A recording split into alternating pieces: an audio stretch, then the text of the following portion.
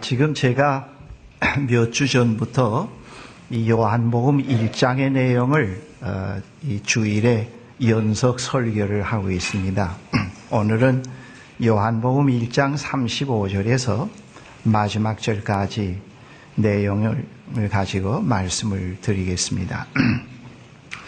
어느 시대에서나 종교 지도자들의 그 역할은 민중들에게 진리의 길을 바르게 제시해 주는 일이라고 분명히 말씀드릴 수가 있겠습니다. 즉 생명의 길, 구원의 길로 사람들에게 바르게 방향을 제시해 주는 것이 영적 지도자의 책임입니다.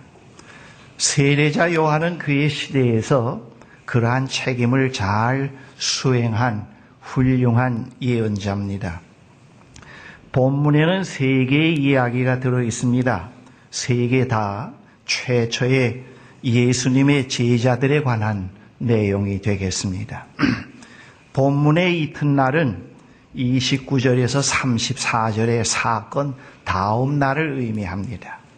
그 다음 날 요한은 자기 제자 두 사람과 같이 서 있다가 예수께서 지나가시는 것을 보고서 보아라 하나님의 어린 양이다 하고 말하였습니다. 요한은 제자들의 시선을 새 중심, 새 목표, 새 의미로 향하게 했습니다. 요한의 말을 다른 말로 표현하면은 저 진리를 보라, 저 새 인간을 보라, 그렇게 해석을 할 수가 있겠습니다. 너희가 찾고 있는 것이 바로 저 분 안에 있다고 요한은 알려주었습니다. 요한은 그와 함께 있는 제자들을 새 삶의 길로 인도했습니다. 예수님을 가리키는 그 요한에게 질투, 시기심, 제자들을 빼앗기리라는 두려움 같은 것은 전혀 찾아볼 수 없습니다. 이미 그는 어린 양이 누구라는 사실을 확실히 깨달았기 때문에 제자들을 그에게 보내지 않을 수 없었습니다. 두 제자는 요한의 말을 듣고 예수님을 따라갔습니다. 그들은 예수님에게로 가까이 감히 다가가지 못하고 어느 정도 거리를 두고 존경하는 마음으로, 경외하는 마음으로 따랐습니다. 그때 예수께서 먼저 돌아서서 그들을 보았습니다. 예수께서 먼저 그들이 가까이 다가오도록 문을 여신 것입니다. 신학자 바클레이는 이 장면을 가리켜 하나님의 거룩한 주권의 상징이라고 했습니다. 하나님은 언제나 우리보다 한 발걸음 앞서십니다. 인간이 하나님을 찾기 시작할 때에는 이미 하나님께서 그보다 먼저 우리를 만나 주시기 위해서 오시는 시간이라는 것을 오늘 본문에서 말씀합니다. 바클레이는 하나님은 우리가 그에게로 와서 그를 발견하도록 놔두시지 않는다고 했습니다. 성 어거스틴은 하나님이 우리를 이미 발견하시지 않고는 우리가 하나님을 찾아 나서지 못한다고 했습니다.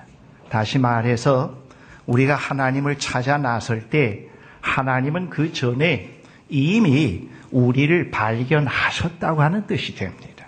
우리는 내가 찾아서 내가 발견해서 하나님을 믿게 되었다고 생각합니다마는, 그러나 오늘 이 본문은 우리의 그러한 그 착각을 다 부서뜨립니다. 우리가 하나님을 찾아 나선 때는 이미 하나님께서 우리를 찾아 나선 시간이요, 우리를 이미 기다리는 시간, 먼저 그분이 선제적인 행동을 하셨기 때문에 우리가 그렇게 할 수 있다는 것을 오늘 이 본문에서 말씀을 하고 있습니다. 우리는 우리에게 숨겨져 있는 하나님께로 감히 다가갈 수가 없습니다.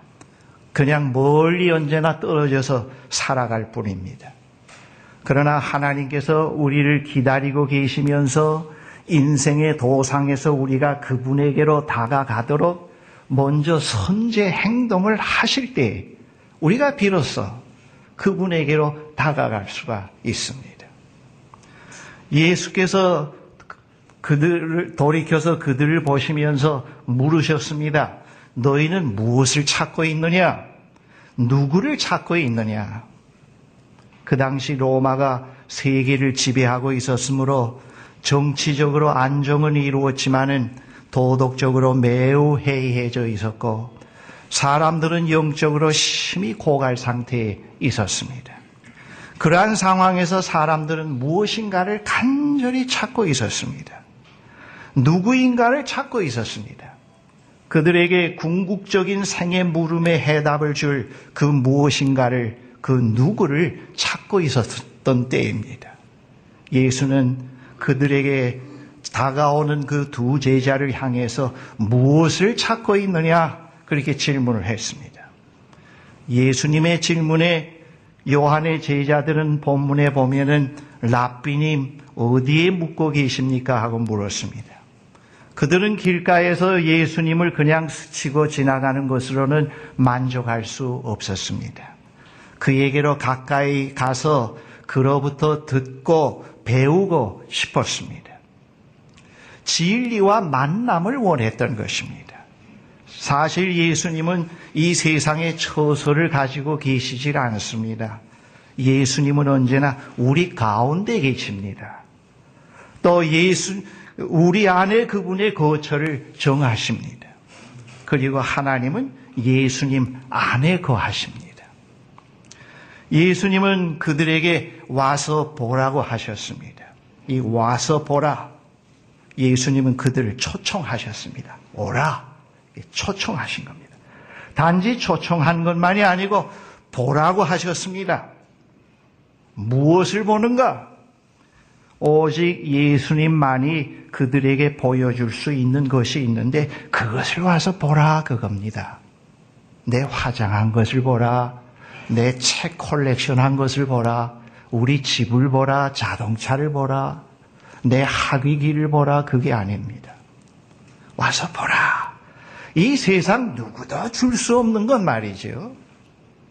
그 어느 종교 지도자들도 줄 수 없는 예수님만이 보여줄 수 있는 유일한 것이 있습니다. 그것을 와서 보라 그랬습니다. 그것을 와서 보라. 그리고 그것을 발견해서 네 것으로 만들라 그랬습니다. 그것이 무엇입니까? 그것은 이미 우리가 보아왔습니다마는 하나님이 인간이 되신 사건입니다. 하나님이 이 세상에 오셨단 말이죠. 생명을 주고 빛을 주시기 위해서 이 세상에 오셨다. 와서 그 하나님을 보라. 와서 그 하나님을 보라 그랬습니다. 그들은 예수님에게서 비로소 그들이 찾고 있는 하나님을 만나게 되었습니다. 두 사람 가운데 한 사람은 이 복음서를 기록한 사도 요한이었습니다. 요한은 그날 되어진 사건에 대해서 더 이상 말하지 않고 때는 오후 4시쯤이라고 밝히고 시간을 밝히고 문장을 끝맺고 있습니다. 요한의 생애에서 그날 오후 4시는 그의 삶이 새 것이 된 영원히 잊을 수 없는 시간이었기 때문에 더 이상 말이 필요 없었습니다. 그날 하루에 되어진 일의 마감을 시간으로 그냥 거기서 끝내고 있습니다. 우리는 인생의 도상을 걸어가는 과정에서 우리의 생일을 잊을 수도 있고 결혼 기념일도 잊을 수 있습니다. 그러나 진정 예수님을 만난 사람에게 그 날은 영원히 잊을 수 없는 날입니다. 제가 지금까지 목회를 해오면서 자기 생일도 제대로 기억 못하고 아내 생일도 제대로 기억 못하고 결혼 기념일을 매일 잊어버리기 때문에 아내에게 매일 구박받는 사람들 많이 봤습니다.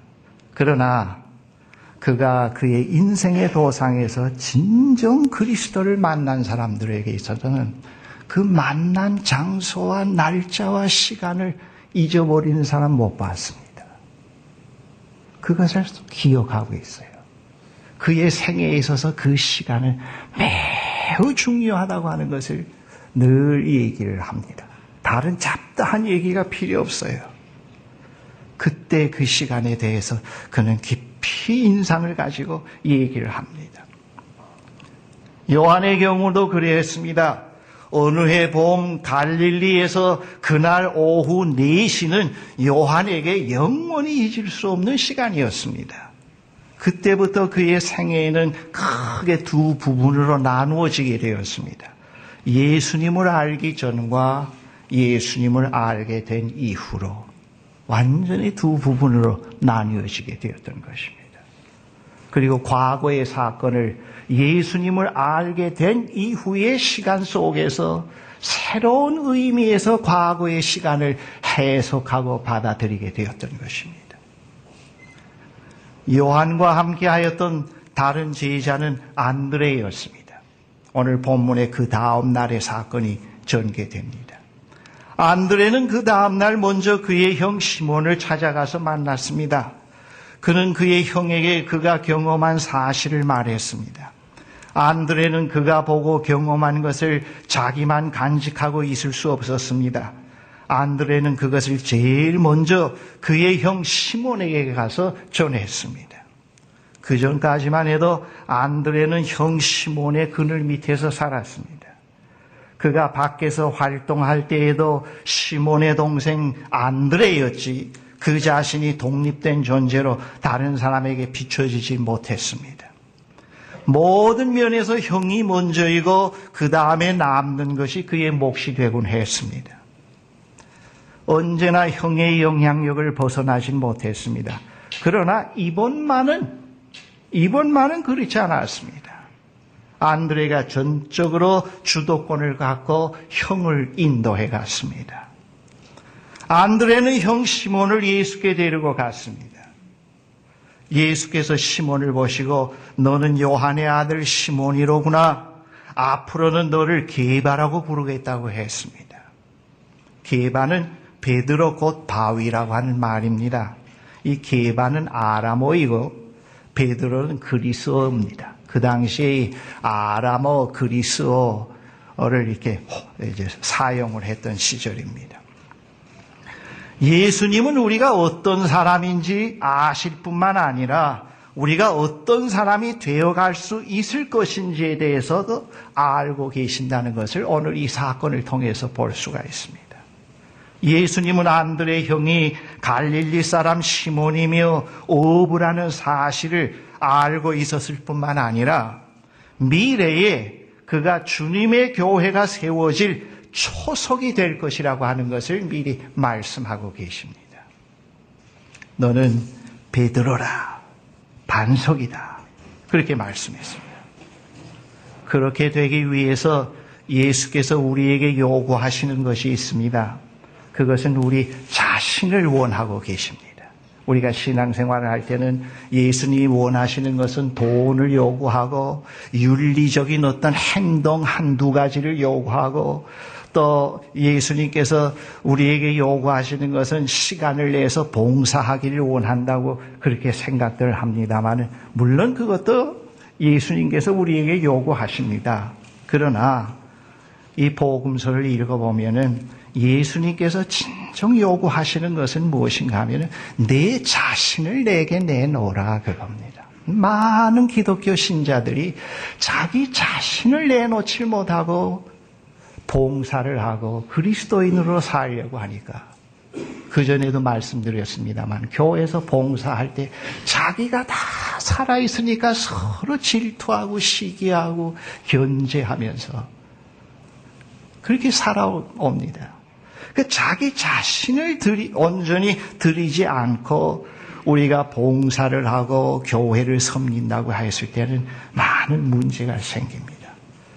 거기서 오는 갈등, 거기서 오는 무의미성, 거기서 오는 허물을 통해서 빨리 그것을 깨닫고 빨리 그것을 인지하고 예수께서 무엇을 요구하고 계시는가를 확실히 파악하고 그것을 실천할 때만 거기서 벗어날 수 있는데 많은 사람들이 그 갈등, 그 허무, 그 고뇌를 전부 남의 탓으로 돌리니까 평생 예수를 믿으면서도 갈등과 허무 속에서 믿다가 생을 끝나는 것을 볼 수가 있습니다.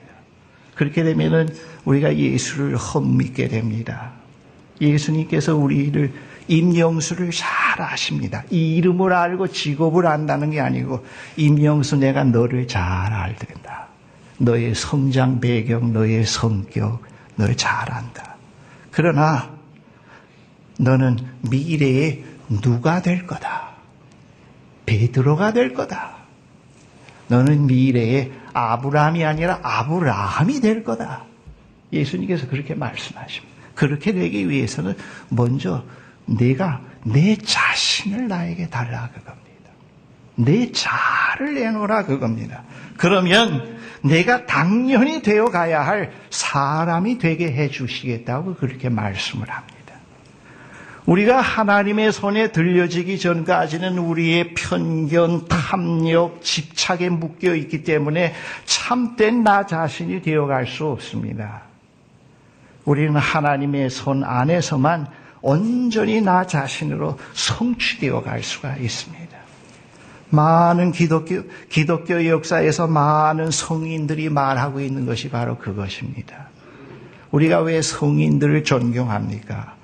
그 성인들이야말로 진정한 자기 자신으로서의 성취의 삶에 도달했기 때문에 우리가 그들을 존경하고 있는 것입니다. 그 다음 세 번째 사건이 되어집니다. 그 다음 날 예수께서 갈릴리로 떠나려고 하셨습니다. 그때 빌립을 만나서 그를 부르셨습니다.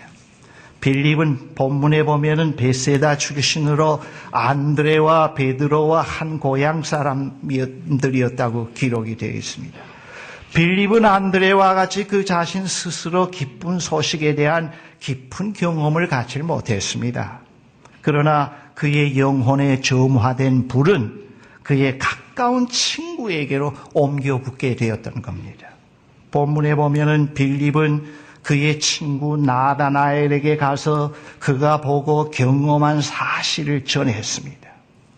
모세가 율법책에 기록하였고 또 예언자들이 기록한 그분을 우리가 만났고 그분은 나사렛 출신으로 요셉의 아들 예수라고 전했습니다. 나다나엘이 빌립의 이야기를 듣고 이렇게 말했습니다. 나사렛에서 무슨 선한 것이 나올 수 있겠느냐? 나사렛에서 무슨 선한 것이 나올 수 있겠느냐? 나다나엘에게 나사렛은 매우 하찮은 곳으로 여겨져 왔던 겁니다. 그가 살고 있는 가나보다도 더 못한 고장. 오히려 그는 나사렛에서 살지 않았다고 하는 데 대해서 상당히 긍지를 가지고 있었던 그였습니다. 그는 그곳에서는 그 어떤 희망적인 사건이 결코 일어날 것으로 생각하지 않고 있었습니다. 기대하지 않고 있었습니다. 그 말에 빌립은 역시 이렇게 말합니다. 와서 보라 그랬습니다. 예수의 사건은 그 소식을 다른 사람에게 전해 듣는 사람들에게는 언제나 의문과 논쟁을 불러일으킵니다. 그건 당연합니다. 요즘도 마찬가지입니다. 나다나엘은 빌립의 얘기를 듣고 그러한 의문을 갖고 빌립을 따라서 예수께 왔습니다. 예수께서 나다나엘이 자기에게 오는 것을 보시고 다음과 같이 말씀하셨습니다. 보아라, 저 사람이야말로 참으로 이스라엘 사람이다. 그에게 거짓이 없다. 나다나엘은 놀라서 예수께 물었습니다. 어떻게 나를 아십니까? 예수께서 대답하셨습니다. 빌립이 너를 부르기 전에 내가 무화과 나무 아래에 있는 것을 내가 보았다 그랬습니다. 이 팔레스타인 지방에는 무화과 나무가 많이 있다고 합니다. 무화과 철이 되어 무화과 나무 잎이 생기면은 오고 가는 행인들이 나무 그늘 안에서 땀을 식히기도 하고 쉬기도 하고 또 때때로 뜻이 있는 사람들은 묵상하며 기도하는 것이 그 시대의 관습이었다고 합니다. 우리는 나다나엘이 때때로 무화과 나무 아래에서 깊은 나쁜 생각에 잠기기도 하고 하나님께서 약속하신 메시아를 기다리며 간절한 마음으로 기도하는 장면을 연상해 볼 수가 있습니다. 바로 진짜 이스라엘이라고 하는 것은 바로 그것과 관련이 됩니다. 나다나엘이 놀란 것은 예수께서 그를 무화과 나무 아래에서 보았다는 사실이 아니었습니다. 그를 놀라게 하는 것은 예수께서 나다나엘의 꿈, 그의 기도, 그의 마음의 탄식을 알고 계셨다고 하는 것을 말해줍니다. 그것을 알고 계셨다고 하는데 나다나엘은 깜짝 놀랐습니다. 그래서 나다나엘은 예수께 어떻게 나를 아십니까? 물었습니다. 여기서 나다나엘과 예수님의 만남이 이루어집니다. 나다나엘이 예수님에 대해 갖고 있었던 의문, 갈등이 없어지고 예수님의 실체를 보게 되었습니다. 드디어 나다나엘이 고백했습니다. 선생님은 하나님의 아들이시요 이스라엘의 왕이십니다. 나다나엘은 하나님의 아들 이스라엘 왕을 만났습니다. 그 자리에서. 그분을 보았습니다. 그때 예수께서 나다나엘에게 내가 무화과 나무 아래에서 있을 때에 내가 너를 보았다고 해서 믿느냐? 이것보다 더 큰 일을 내가 볼 것이라고 했습니다. 그리고 계속해서 말씀하시기를 내가 진정으로 너희에게 말한다. 너희는 하늘이 열리고 하나님의 천사들이 인자 위에 오르락내리락 하는 것을 보게 될 것이다. 예수께서 구약 창세기 28장에 있는 말을 인용하셨습니다. 여기서 예수님은 인간의 영이 하늘로 인도되는 사다리를 오를 수 있는 것은 오로지 예수님 자신을 통해서만 가능하다는 것을 암시하고 있습니다. 다시 말씀드리면은 누구든지 예수님 안에서 하나님을 볼 수 있다 그겁니다. 예수님을 통하지 않고는 하늘로 올라가는 사다리를 오를 수 없다고 하는 걸 말해주고 있습니다. 그리고 예수께서 하신 모든 행동이 사람들에게 하늘 문이 열리게 만드셨습니다. 이게 중요해요. 이게 중요해요. 설교를 할 때, 내가 그리스도인으로 다른 사람을 만났을 때 내 봉사와 헌신이 하나님의 문, 하늘의 문을 열리게 하고 하나님의 보좌를 빛을 볼 수 있게 만들어야지. 그걸 자꾸 가리우게 만들고 갈등을 주고 그렇게 되면 그건 잘못이란 말이에요. 그러나 예수의 행동 하나하나는 하늘 문을 열리게 만듭니다. 하늘 문을 열리게 만듭니다. 하나님의 나라의 열쇠가 예수님 안에 있습니다. 그래서 하나님을 만나고자 하는 사람은 복음서의 말씀을 읽고 묵상해야 된다는 것을 사도 요한이 은연중에 여기서 강조합니다. 왜? 그 복음서에 예수가 있기 때문에 그렇습니다. 예수가 있기 때문에 그 예수를 만나야 된다. 그렇게 얘기를 합니다. 복음서 안에 있는 예수를 만나기 위해서 말씀을 읽고 묵상을 하라고 하는 것을 여기서 암시합니다. 사랑하는 형제 자매 여러분, 여러분에게 지난날 요한, 안드레, 빌립과 같은 사람이 있었기에 지금 이 자리에 있게 되었다고 그렇게 말씀드릴 수가 있습니다. 우리 공동체에 있기에 공동체에 왔다고 하는 그 말이 아닙니다. 그러한 사람들이 있었기에 여러분들이 지금 그리스도인이 되었다 그 말입니다. 그분들이 여러분을 예수님에게로 인도하였습니다. 이제는 여러분이 요한, 안드레, 빌립과 같은 이웃이 되어야 합니다. 그런 이웃이 되어야 합니다. 한 영혼이 예수님에게 인도될 때 하나님의 비밀을 보게 됩니다. 예수님의 인간되심, 그의 고난, 그의 죽음, 그의 부활은 바로 우리 자신과 관련된 것이기 때문에 우리는 예수님을 통해서 새로운 인간으로 깨어나게 됩니다. 왜 예수에게로 인도함을 받아야 되느냐? 왜 사람들을 예수께로 인도해야 되느냐? 왜 김일성에게로, 김정일에게로 인도하지 아니하고 왜 예수에게로 사람들을 인도해야 되느냐? 그 예수에게서만 진정 우리가 참 인간의 길을 찾을 수 있습니다. 우리가 추구해 오는 것, 우리가 바라는 것, 우리가 원하는 것, 진정 내가 어떤 사람이라는 것을 정직하게 볼 수가 있습니다. 그래서 우리의 인생의 도상에서 가장 필수적인 사건이 이 세상에 태어나서 무덤에 갈 때까지 인생의 도상에서 꼭 한번 만나야 될 사람이 있는데 그분이 누구냐? 그분이 바로 예수다 하는 겁니다. 이분은 꼭 한번 만나야 됩니다. 꼭 만나야 됩니다. 꼭 만나야 됩니다. 그러므로 예수님을 알지 못하는 사람을 예수님에게로 인도하는 일은 한 영혼을 지옥으로부터 천국으로 옮겨놓는 일입니다. 그렇게 하는 것이 우리가 이 세상에서 복의 근원이 되는 길입니다. 그리스도인은 이 세상에서 복의 근원이 되라고 우리를 그리스도인으로 부르셨습니다. 우리가 다 복의 근원자가 돼야 될 텐데 우리가 어떻게 그 복의 근원이 자가 될 수가 있겠는가? 우리는 사람들을 나에게로 이끄는 게 아니고 예수님에게로 우리가 인도해 가야 될 것 같습니다.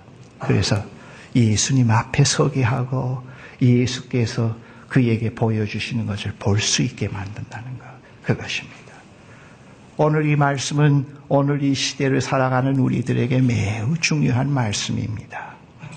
특별히 요즘은 우리가 살고 있는 이 시대는 매우 정신적으로나 정치적으로나 모든 면에 있어서 불안정한 시대입니다. 그러한 상황 속에서 우리가 어떻게 해야 될까? 그 길은 하나입니다. 사람들, 제가 지금 수지에서 사는데요.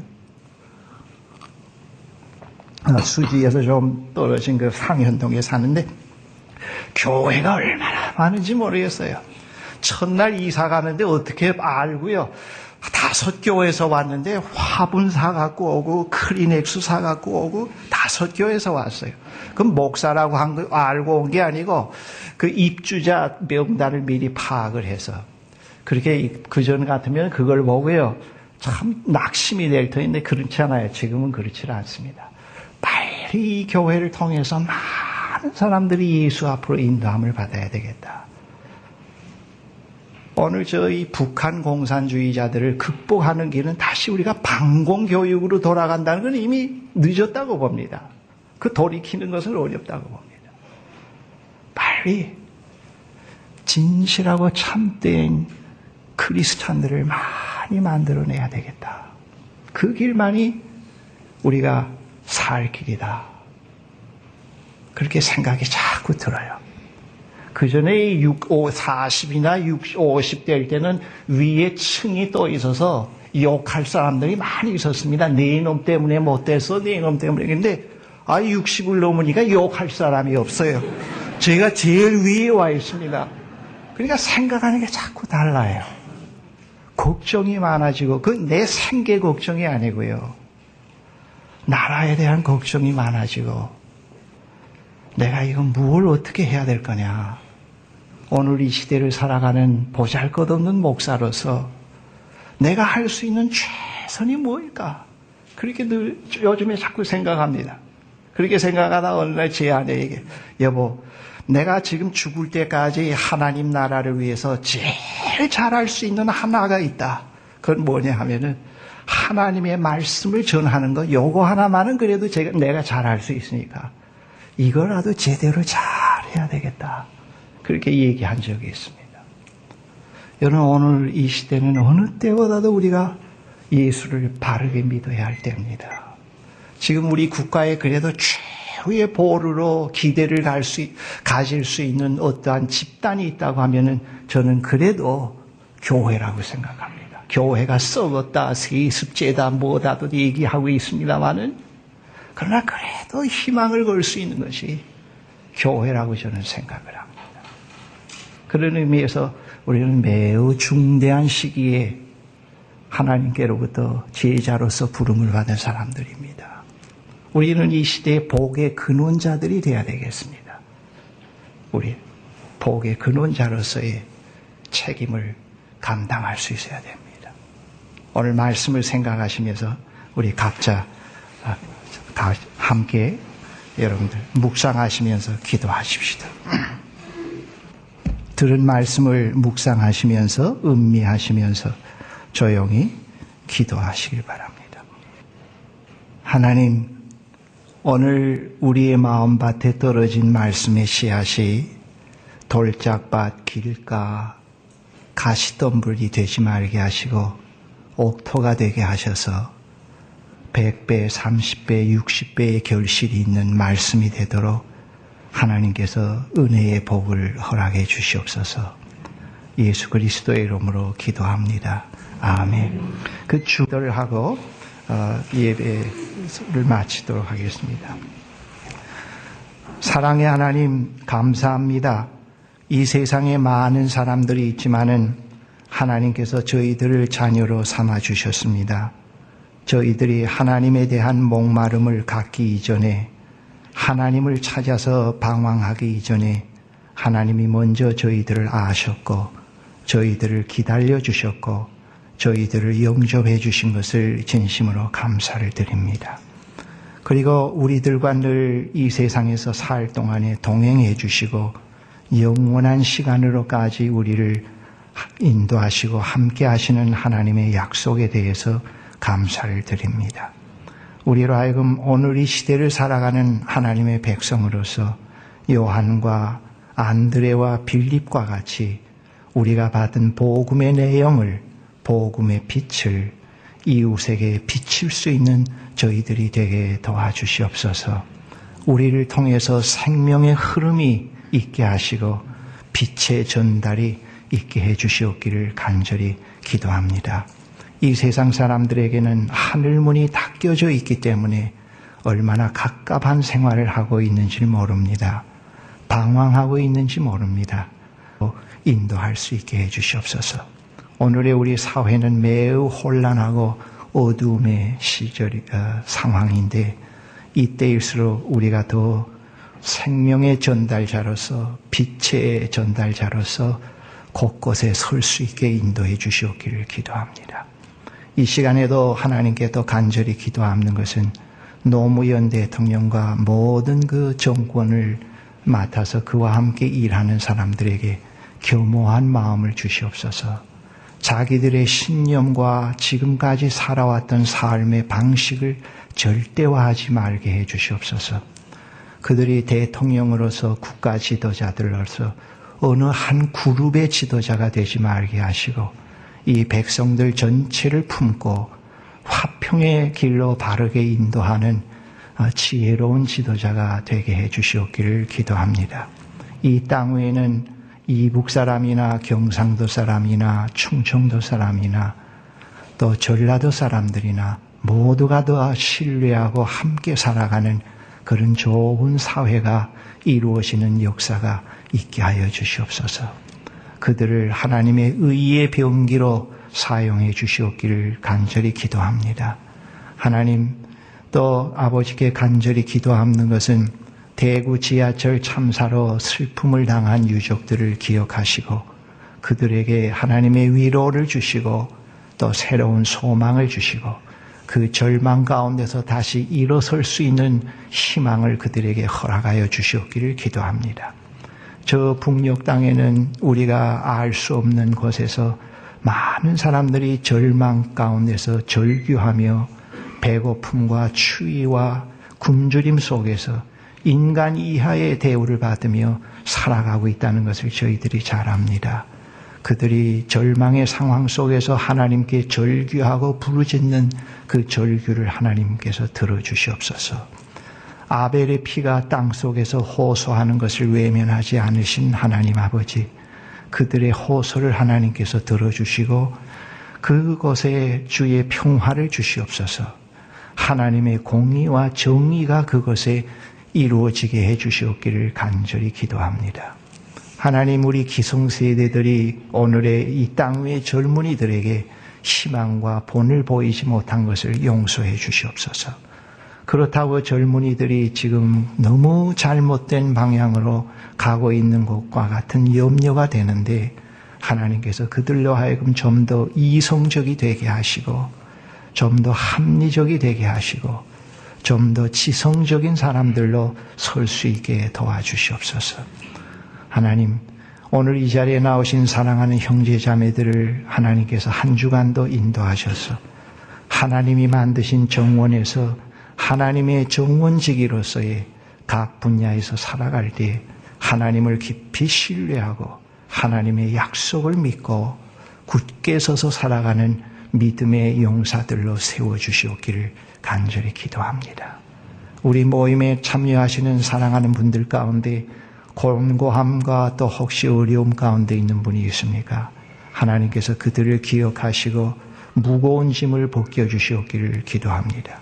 이 아세아 연합신학대학원이 대학교가 오늘 이 시대에서 진정 선지학교로서의 참 빛을 비추는 귀한 사명을 다할 수 있게 해주시옵소서. 총장님과 교수, 직원, 학생들 다 그리스도 안에서 한 하나님, 한 성령, 한 주님을 탐구하고 섬겨가면서 오늘 이 시대에 하나님의 진리를 바르게 전하는 그런 전당으로 세워주시옵기를 간절히 기도합니다.